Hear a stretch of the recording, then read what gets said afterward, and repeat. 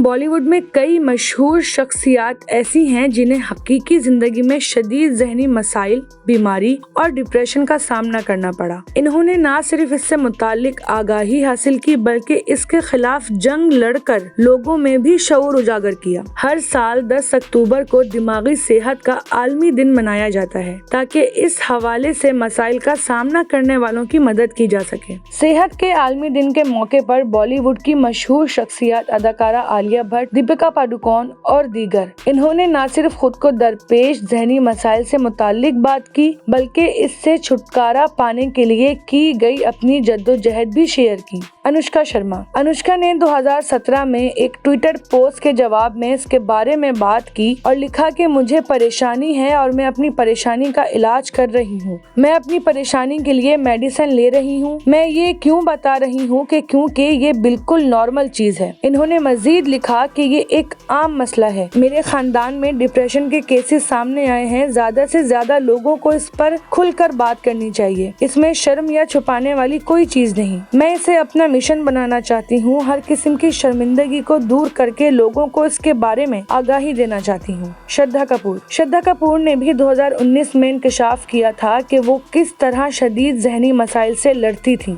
तब वो जानती तक नहीं थी कि ये परेशानी होती क्या है। फिल्म आशिकी के बाद वो इस परेशानी का शिकार हुई। जिस्मानी बीमारी ना होने के बावजूद जिस्म में दर्द रहता था। कई टेस्ट करवाए गए मगर रिपोर्ट क्लियर थी। श्रद्धा ने इंकशाफ किया कि इससे निमटने का बेहतरीन तरीका इसे कबूल करना है। आपको इसे अपने हिस्से के तौर पर कबूल करके बहुत प्यार से डील करना होगा। चाहे आपको डिप्रेशन हो या ना हो, आपको हमेशा ये समझने की जरूरत है कि आप कौन हैं या आप किस चीज के लिए खड़े हैं। दीपिका पादुकोण ने हमेशा अपने डिप्रेशन के साथ अपनी जद्दोजहद को लेकर साफ गोई से काम लिया है। कई मौके पर अदाकारा ने मुश्किल वक्त में महसूस होने वाले खालीपन और बेबसी के एहसास पर ईमानदारी का मुजाहिरा किया। दीपिका ने ये भी इंकशाफ किया कि जब वो अपने करियर के उरूज पर थी और इनकी जाती जिंदगी बहुत अच्छी चल रही थी, तब इन्हें क्लिनिकल डिप्रेशन की तशखीस हुई। इन्होंने कहा कि ये मेरी जिंदगी का एक बेहतरीन दौर होना चाहिए था। सब ठीक था, मेरे पास परेशान होने की बज़ाहिर कोई वजह नहीं थी। इसके बावजूद भी मैं इसका शिकार हुई। मैं हर वक्त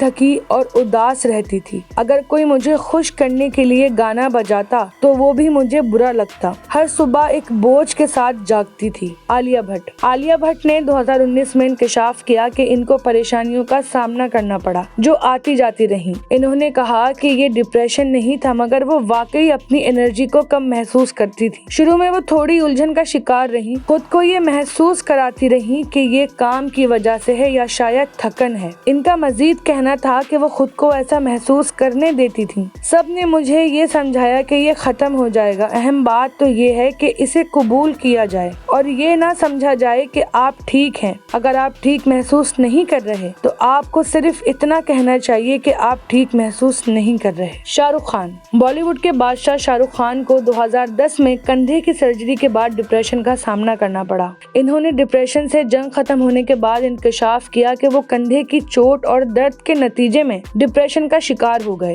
ताहम इन्होंने इससे बाहर निकलकर इत्मीनान और पहले से ज्यादा तवानाई हासिल की। इन्होंने कहा कि जब मुझे अपने गहरे जज्बात का इजहार करना होता है तो मैं जद्दोजहद करता हूँ। मैं बहुत निजी, खामोश और शर्मीला इंसान हूँ। मुझे इस पर फख्र नहीं है मगर बाज़ औक़ात लोग गलत समझ लेते हैं कि मैं किस तरह अपनी मोहब्बत, दोस्ती, गुस्सा और माजरत का इजहार करता हूँ क्योंकि मैं इसमें माहिर नहीं हूँ। इलियाना डिक्रूज बॉलीवुड अदाकारा इलियाना डिक्रूज ने बॉडी डिस्मोर्फिया होने पर तबादला ख्याल किया, जिसमें आप अपने जिस्म के हवाले से मुसलसल परेशान रहते हैं कि ये किस तरह दिखता है और इसमें खामियां तलाश करने लगते हैं जो एतमाद की कम सतह, समाजी इज़्तिराब और यहाँ तक के डिप्रेशन का सबब बन सकता है। इन्होंने कहा कि एक इदारे के लिए अदम तहफ़्फ़ुज़ मामूली बात है मगर इसकी वजह से खुद को अपने मकासद या ख्वाब पूरा करने से नहीं रोकना चाहिए। ऑन एंटरटेनमेंट की वीडियोस देखने के लिए हमारा चैनल सब्सक्राइब कीजिए और बेल के आइकन को भी क्लिक कीजिए ताकि आप हमारी तमाम आने वाली वीडियो से बाखबर रह सकें।